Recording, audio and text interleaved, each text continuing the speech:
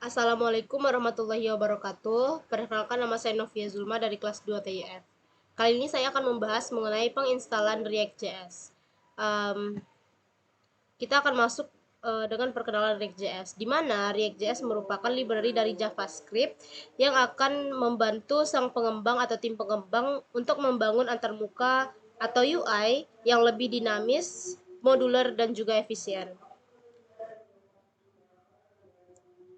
React menggunakan istilah komponen di dalam pembuatan objek-objeknya, di mana satu komponen dapat berisikan satu atau lebih dari kode HTML, elemen, kode CSS, dan juga JavaScript. Sebelum melakukan pembuatan project dari React.js, kita perlu melakukan penginstalan Node.js. Seperti kita akan melakukan pengecekan Node.js-nya. Berikut adalah output yang tampil ketika kita sudah melakukan penginstalan pada Node.js-nya, di mana Node.js-nya itu menggunakan versi 20.17.0. Lalu kita akan ngecek juga untuk npm-nya.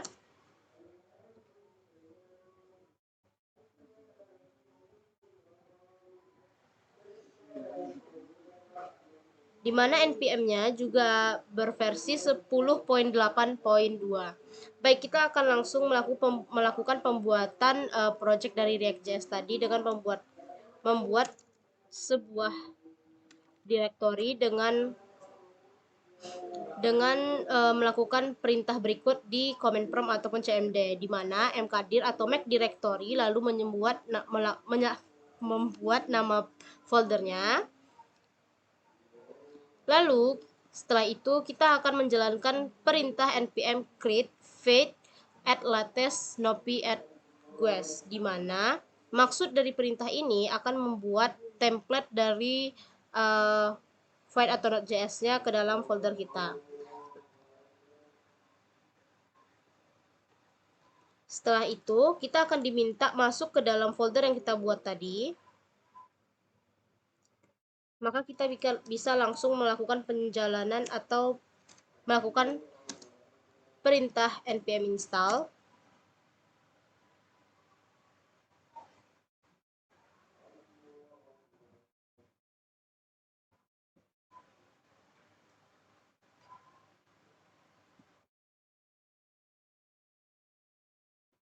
Setelah itu, kita akan menjalankan perintah npm run dev yang akan merunning project React kita tadi.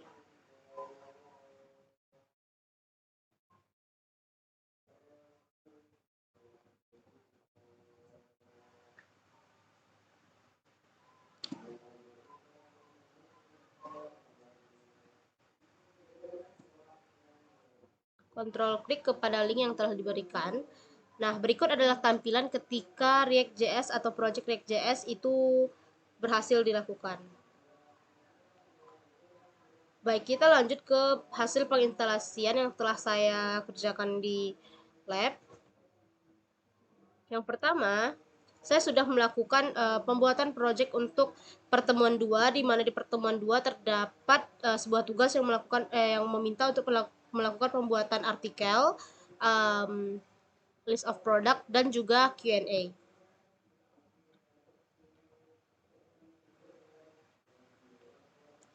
Artikel JSX merupakan satu buah komponen yang terdapat dalam project saya.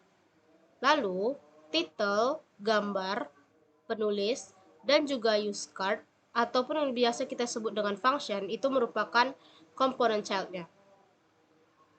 Lalu komponen ataupun hasil dari file tadi akan dirender menggunakan file main.jsx, di mana di file main.jsx-nya harus kita importkan semua kelas yang akan kita tampilkan atau kita render. Lalu kelas-kelas tadi, komponen-komponen tadi akan kita panggil di dalam render, di dalam kode div rendernya. Kita akan coba panggil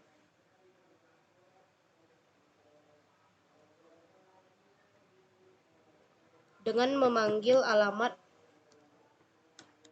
dari websitenya, yaitu pertemuan2.html.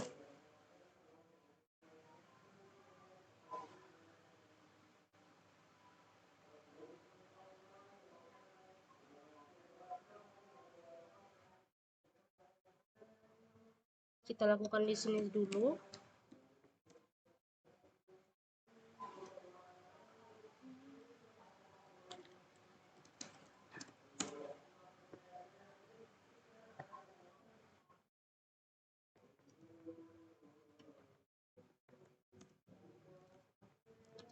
Kita masuk ke dalam foldernya.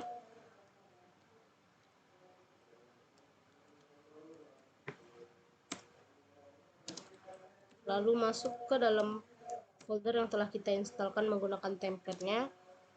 Lalu kita coba npm rundev.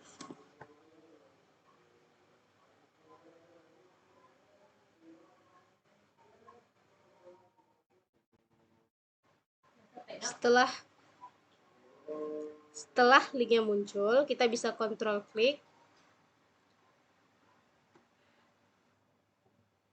lalu masukkan alamat dari HTML-nya tadi.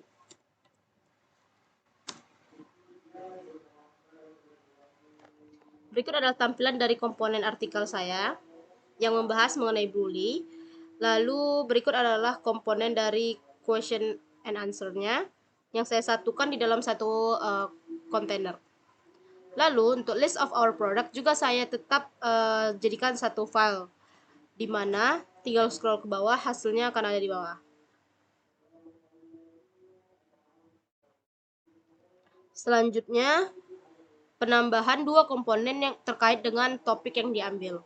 Untuk topik saya mengambil coffee shop, lalu komponen yang saya buat adalah about us dan juga contact.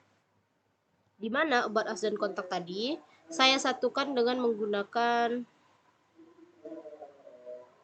satu file main.jsx-nya.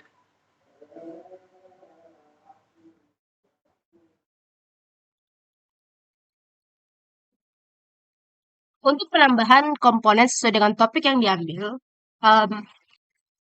untuk penambahan komponen sesuai dengan topik yang diambil, saya melakukan penambahan komponen yaitu about us dan juga contact. Di mana about us dan juga contact ini saya letakkan di dalam satu folder yang sama.